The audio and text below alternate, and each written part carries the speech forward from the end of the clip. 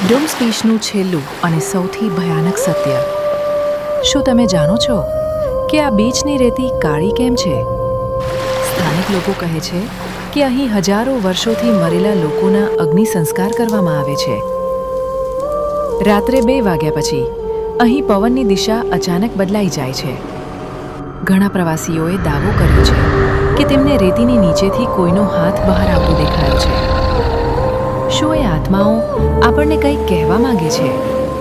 વૈજ્ઞાનિકો પાસે આ કાળી રેતીનું કોઈ ઠોસ કારણ નથી.